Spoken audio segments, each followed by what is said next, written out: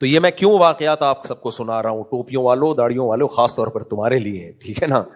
عزت کے ساتھ جینا سیکھو. ہوٹل میں جایا کرو، فری پھوکٹ میں مت کھایا کرو داڑھی دکھا کے، پیسے دو. ایک حرام خور نے میرے ساتھ یہ بھی کیا پنجاب میں. اب تو جب بھی کوئی ہوٹل میں فری میں کھانا کھلا رہا ہوتا ہے نا، تو میں ہوٹل والے کے کان میں جا کے بول دیتا ہوں کہ میں نے نہیں بولا تھا فری کا کھلاؤ، اس سے پیسے لو. ہوتا کیا ہے، مفتی طارق مسعود صاحب تشریف لا رہے ہیں ہوٹل میں، ان کی دعوت ہے اور ان کے ساتھ 25 چمچوں کی بھی دعوت ہے. مفتی طارق مسعود صاحب نے کہا، دل میں سوچ رہا ہوں یار ماشاءاللہ دیسی مرغا مکھن میں پکا کے یہ بندہ کھلا رہا ہے، کتنا عظیم انسان ہے یار یہ. میں اسے کہتا ہوں ارے نہیں اتنا خرچہ کیوں کریں. نہیں مفتی صاحب، ہم آپ کا بیان سنتے ہیں، اب اتنا تو بنتا ہے نا. اور کمبخت نے ہوٹل سے رابطہ کیا ہوا ہے، ہوٹل کے مالک سے، کہ یار مفتی صاحب آ رہے ہیں، ان کا تھوڑا اکرام کر دو. کمبخت، جب تو نے اسی سے اکرام کروانا ہے تو اسی سے فون کروانا، تو کیوں پھلتر کی طرح چپکا ہوا ہے بیچ میں. یہ ساری بدماشیاں کون کر رہے ہیں؟ ٹوپی اور داڑھی. ایک دفعہ ایسے ہی ہوا پنجاب میں، شہر کا نام لوں گا تو اس بغیرت کو پتہ چل جائے گا میری بات ہو رہی ہے. حالانکہ پتہ ویسے بھی چل جائے گا اس کو انشاءاللہ، کیونکہ بغیرت کو پتہ ہوتا ہے کہ کس کی بات ہو رہی ہے، میری بات ہو رہی ہے. بغیرتوں کو پتہ ہوتا ہے. اس نے کیا کیا، آرڈر دیا پنجاب کے کسی ہوٹل میں، میرا بیان تھا تو بیان کے بعد کہا آپ کو میں دیسی مرغا کھلاؤں گا اور مکھن کی کڑھائی میں نا، مکھن وقت میں پکا ہوگا دیسی مرغا. چلو یار دیسی مرغا کون چھوڑتا ہے. ہم نے کہا بیان کے بعد بھوک بھی بہت ٹائٹ لگ رہی ہوتی ہے. میں نے کہا ٹھیک ہے جی. میں گیا ہوں تو 20-25 افراد بھی ساتھ میں. میں نے کہا شب سے پے کرنا ہوگا سب نے. بیٹھ کے کھا کے آ گئے، مرغا یہ وہ. پھر ہوٹل کے مالک نے سیلفیاں ویلفیاں سب کچھ. بعد میں پتا چلا ایک دھیلا اس کمبخت نے نہیں دیا ہے ہوٹل کے مالک کو. اور مالک کو یہ بتایا کہ مفتی صاحب تمہارے ہوٹل میں آنا چاہتے ہیں. اس کو بےچارہ کیسے مانگے گا مفتی صاحب سے پیسے؟ اور اس کو کیا پتا تھا کہ ایک کے بجائے 25 پھلترو اور بھی ساتھ میں آئیں گے.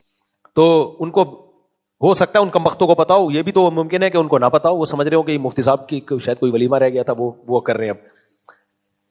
تو بھائی یہ کتنی بری بات ہے یار. میں جب آیا مجھے پتا چلا کہ یہ سب فری میں تھا.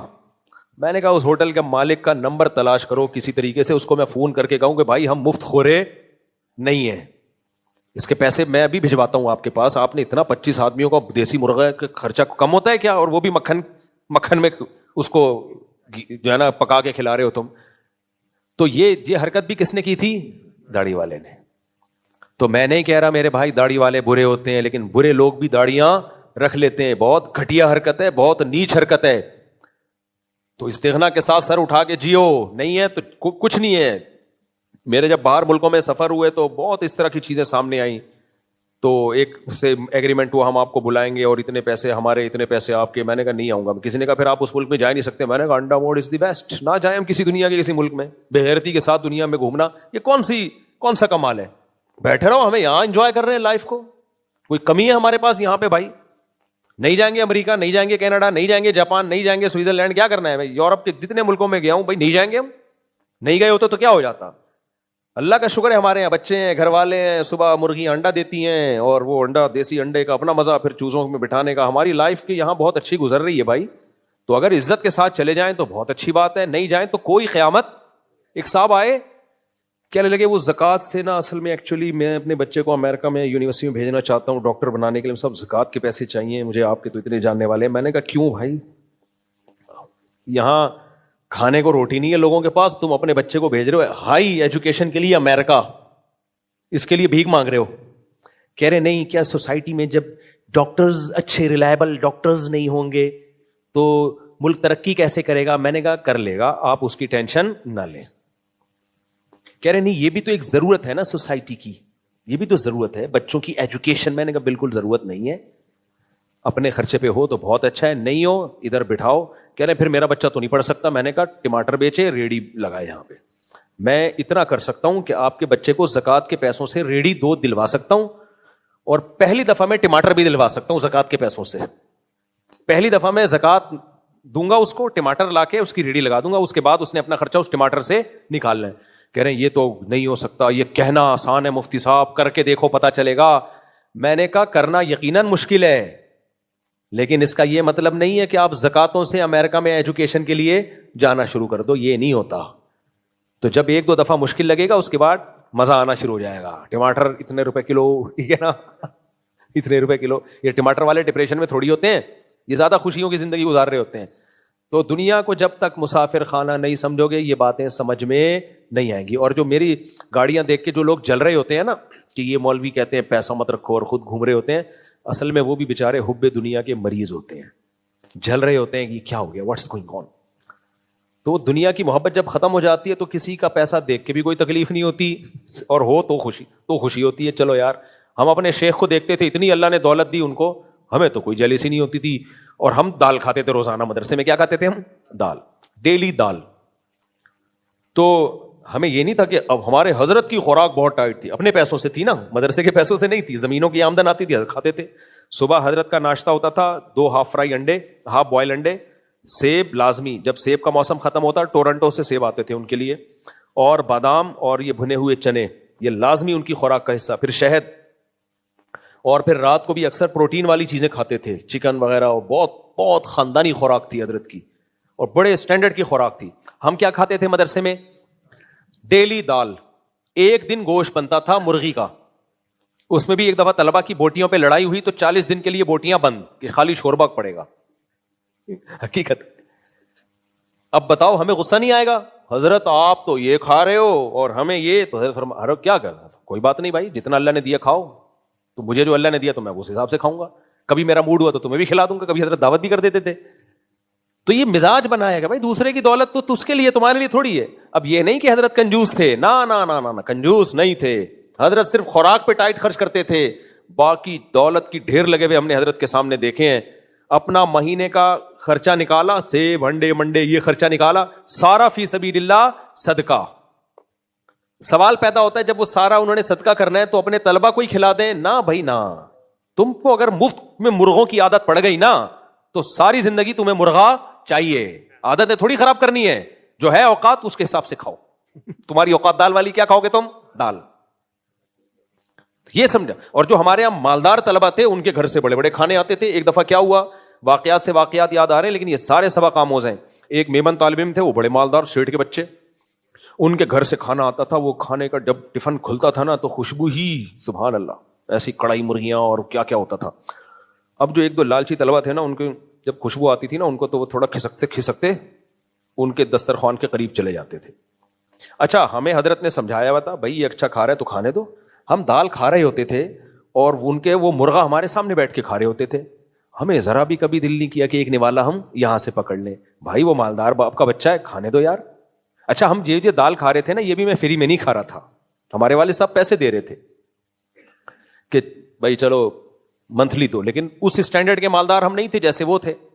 تو اب کیا ہے کہ وہ مرغا کھا رہے ہیں اسی دسترخوان پہ, ہم نے تو کبھی نوالا بھی نہیں لے رہے کہ بھائی ان کا ہے کھاؤ یار, نہ کبھی لالچ. حضرت نے سمجھا ایسا دیا تھا کہ بھائی جو جس کا ہے اس کو کھانے دو. اب 1-2 نئے طلبہ آئے تو ان کے نا کھسکتے ہوئے نا گھننے بن کے 2 نوالے یہاں سے لیے. اب وہ بیچارہ مروت میں پوچھ لیتا تھا کہ چلیں آپ کھا لیں, اس میں تو کھا لیا. اب اس کا کھانا ہی آدھا ہو جاتا تھا, یا تو وہ کھانا ڈبل منگوائے. تو انہوں نے حضرت سے پوچھا کہ حضرت اب مجھے شرم آ رہی ہوتی ہے, یہ طلبہ دال کھا رہے ہیں, میں یہاں بیٹھ کے مرغا کھا رہا ہوں, تو یا تو میں بھی دال کھاؤں, اب مجھے عادت نہیں ہے, لینڈ لارڈ کا بیٹا دال کی عادت اس کو نہیں ہوتی, یا پھر میں گھر سے زیادہ کھانا منگواؤں. انہوں نے فرمایا قطعاً نہیں, گھر سے آپ کو زیادہ کھانا منگوانے کی اجازت بولو نہیں. یہ ہے تربیت جو آپ کو بتا رہا ہوں. دنیا دار آدمی کیا کہیں گے, بھائی تو مرغا کھا رہا ہے تو سب کو مرغے کھلا. ٹھیک ہے, سیٹھ میں یہی جذبہ ہونا چاہیے, لیکن غریب میں یہ جذبہ نہیں ہونا چاہیے. غریب میں بھائی تو مرغا کھا رہا ہے, تیری مرغے کی استطاعت ہے, ہماری دال کی استطاعت ہے, ہم دال ہی کو مرغا سمجھ کے کھائیں گے. تو حضرت کے پیش نظر طلبہ کی تربیت کرنا بھی تھی. تو حضرت نے فرمایا آپ کو قطعاً اجازت نہیں ہے, آپ ایک آدمی کا کھانا منگواؤ اور وہی کھاؤ, اور جو آپ کے ساتھ کھانے لگے اس کو صاف منع کر دو, یہ میرے گھر سے آیا آپ کے لیے یہ نہیں آیا, تاکہ ان کو بھکاری پن کی عادت. بولو میں سمجھا پا رہا ہوں اپنی بات. میرے اس کلپ پہ بھی بہت سے لوگ اعتراض کریں گے کہ جب غریبوں کے ساتھ بیٹھ کے کھا رہے تھے تو تمہیں مرغا کھانے کی ضرورت کیا ہے. بھائی دنیا میں اسی طرح مالدار امیر سب اکٹھے ہی رہتے ہیں. یہ نہیں ہوتا کہ مالدار اپنے لیے الگ کمرہ بنا کے وہاں چھپ چھپ کے کھایا کرے, اور بھائی سب اکٹھے کھا رہے ہوتے ہیں. غریب کی بھی اصلاح کی ضرورت ہے. جتنا اللہ نے تمہیں دیا تم اس میں انجوائے کرو نا. تم اس کے برتن پہ, اس کی پلیٹ پہ گھور کے دیکھ کیوں رہے, تو کیوں دیکھ رہا ہے بھائی تو اس کے برتن میں گھور کے. تو ہمیں تو کبھی بھی نہیں ہوا. وہ کئی دفعہ کہتے بھی تھے آپ کھائیں, نہیں بھائی آپ کھائیں یار آپ کھائیں. جب بہت زیادہ کبھی بعض دفعہ وہ خود ہی دعوت کر لیتے تھے. دعوت تو پھر ٹھیک ہے, دعوت کرتے تھے پھر تو پھوڑ پھاڑتے تھے طبیعت سے کہ بھائی آج میری طرف سے سب طلبہ کی دعوت ہے. جب دعوت ہے تو ٹھیک ہے, نہیں تو بھائی وہ اسی دسترخوان پہ بیٹھ کے سونے کے نوالے کھائے, اور آپ کوئلے کھا رہے ہو. تو اگر آپ کے دل میں لالچ آ رہی ہے نا کہ یہ سونے کا نوالا مجھے دے, آپ برے ہو. میں سمجھا پا رہا ہوں کہ میں کیا سمجھانا چاہ رہا ہوں آپ لوگوں کو. آپ لوگ تربیت کے لیے آتے ہو نا, اصلاح کے لیے, تو بھائی اصلاح میں تو پھر یہی باتیں ہوتی ہیں, اور یہ سب باتیں میں اپنے لیے بھی کر رہا ہوں کہ میں نہ بگڑ جاؤں. تو کسی کے پیسے پہ نظر مت رکھو. کوئی جہازوں میں گھوم رہا ہے, کوئی ہیلی کاپٹر میں گھوم رہا ہے, کوئی سونے کے نوالے کھا رہا ہے, کوئی مرغے پھوڑ رہا ہے. آپ کو جو اللہ نے پان گٹکا دیا ہے نا, اسی پہ کیا کرو. وہ بہت اللہ. ایک غریب کا اور واقعہ سنا دوں, ادھر ہی رہا کرتا تھا پڑوس میں, گنے کا رس لگاتا, گنے کا رس بیچتا تھا وہ. اتنی محنت والا آدمی. میں جب نیا نیا یہاں مولانا بن کے آیا تو مولاناؤں کی دعوتیں بہت ہوتی ہیں. ادھر سے دعوت آئی, مفتی صاحب آج آپ کی دعوت ہے ہمارے یہاں. نئے ہمیں تجربہ نہیں تھا, ہم چلے جاتے تھے, کھا کے نکلے وہاں سے. اس کو بھی لے گیا, میں نے کہا چل بھائی تیری بھی دعوت ہے. پھر دوبارہ دعوت. 2-3 دن اس نے کہا کہ میں تو نہیں جا رہا. میں نے کہا کیوں؟ کہہ رہا یار اپنے گھر میں کھاتا ہوا آدمی اچھا لگتا ہے. مجھے اس کا یہ اسٹائل بہت پسند آیا. میں نے کہا غریب آدمی ہے, مجھے پتا ہے گھر میں کیا کھاتا ہے. کہہ رہے اپنے خرچے پہ اپنی روٹی سونے کا نوالا ہے. میں تو اخلاق اور مروت میں جا رہا تھا نا, کہ وہ نہیں گیا تو وہ ناراض ہو جائے گا. لیکن یہ اتنی دعوتیں ہوئی ہیں کہ میں نے اخلاق مروت میں بھی چھوڑ دیا جانا. اخلاق مروت میں بھی, کہ یہ تھوڑی کہ لوگوں کو خوش کرنے کے لیے ہر وقت دسترخوان پہ ہی بیٹھے رہیں.